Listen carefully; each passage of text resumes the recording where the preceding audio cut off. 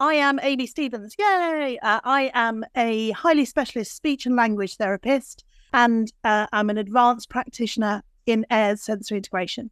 So I've been working as a speech therapist for donkey's years in schools and colleges and in higher education. And I have been an advanced practitioner sensory integration for 12 years now, 11 years now. The format for today, what we're going to do is I'm going to talk you through some of the ideas and sort of concepts around why understanding about sensory integration is important or useful for teachers and teaching assistants. And I'm going to steer you towards some resources.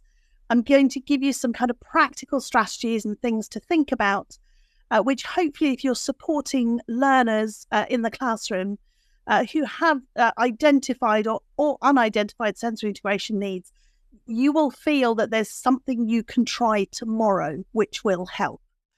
Okay, so here's what you need to know as a teacher about sensory integration. We're going to look at the different kinds of sensory integration difficulty. I'm going to give you some of the current terminology, some of the current jargon that you might be seeing in professional reports and on kids' EHCPs if you're working within English schools and Welsh schools that would turn up and help you to understand what those mean. And we'll be thinking all the way through about how these different patterns of sensory integration difficulty specifically kind of affect participation, affect attendance, kind of not just kind of being able to come into school and stay in school, but actually to take part in or to attend to learning activities and lessons across the school day. And we'll be thinking sort of more widely about how SI relates to learning. In order to understand that, we'll be thinking about the brain and the nervous system. Do not worry if you've done no science since GCSE, or, the last thing you did was the life cycle of the buttercup. I will get you through. We are going to talk about brains and nervous systems, but in a way which is, I hope, quite understandable. We'll be thinking about how you can make small tweaks to what you're doing anyway, to the learning activities you're doing, to try and reduce any unhelpful impact of sensory integration difficulties. I'm just going to kind of share with you my perspective, which is not a perspective which all sensory integration practitioners share. So my feeling, and I know the feeling of SIE, is it's optimal for children to stay in the classroom. So anything you can do to keep the children in the classroom, that's their best opportunity of learning, is when they stay in the classroom with the other children. So we're looking at kind of how to do that. And I'm going to give you some strategies which are safe. We call them safe for most rather than safe for all children, because there's always one or two for whom it isn't safe. So you'll have to use your judgment about using these. But most of these are things which you would be able to put in place straight away without needing a lot of equipment. And that's something I also feel quite strongly about, is that sensory integration as an approach, if you do what you're doing in a sensory integration way, you don't need a whole load more equipment. And you certainly don't need a whole load of stuff which is very distracting for other learners in the classroom. And then we're going to think about where to go for more advice, more help at the end. So here's where I'd like to start. So when I say sensory integration difficulties, so let's say in your new intake in the classroom this week, you have a child who's come into the classroom, and what you've learned from the receiving teacher or you've learned from the reports is they've got sensory integration difficulties. So what kind of things are you seeing, or what kind of things are you expecting to see in a kid who's got sensory integration difficulties? So if you type into the chat box the kind of things that you see or the kind of things you expect to see that you think of as being sensory integration stuff, that would be great.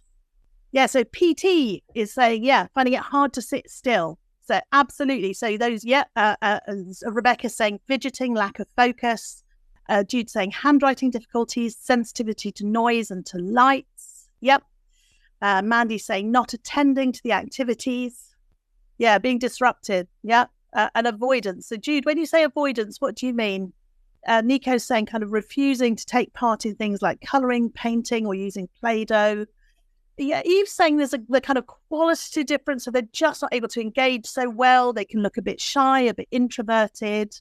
PT is saying not realising that they're too hot or too cold. So needing a lot of sort of oversight and sort of support to manage those sort of basic stuff. Yeah, all of those things are sensory integration difficulties. That is just the tip of the iceberg. So part of where we're going with this is something which Jude has written. So Jude has written handwriting difficulties. And yes, potentially difficulties with handwriting could be connected to sensory processing difficulties. In the same way that having difficulties with things like sports and games or playing in the playground, it could be things like managing their clothes, managing changing for PE and stuff like that, or for swimming. Those things can also be related to sensory integration difficulties. But there are other things too. So there are things like anxiety, things like being very determined, very, very much needing things to be predictable and to have a very high level of sameness, and sort of kind of flying off the handle if that doesn't happen. So some of the things that you're going to see a lot are going to be the kind of responses to being overwhelmed. And the responses to being overwhelmed are usually fight, flight, or freeze behaviours. So a fight behaviour can be hitting out, punching, that kind of stuff, or it can be just anger, kind of throwing, sweeping stuff onto the floor, slamming doors, that kind of stuff. A flight behaviour can be leaving the classroom, like running out of the classroom, but it can also be things like asking you to go to the toilet 100 times during a morning.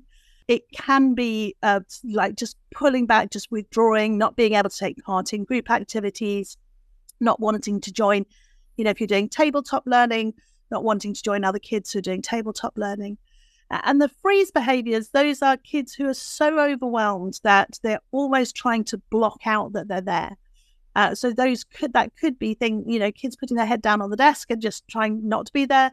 Kids going underneath the desk or underneath the table and refusing to come out, going into the cloakroom, refusing to come out of the cloakroom. Or it could be those kids who are just present but not actively engaged in a lesson, not actively engaged in the learning. So they're there, but they're not actively part of what's going on. And we'll kind of talk about some of those things as we go through. So what is sensory integration?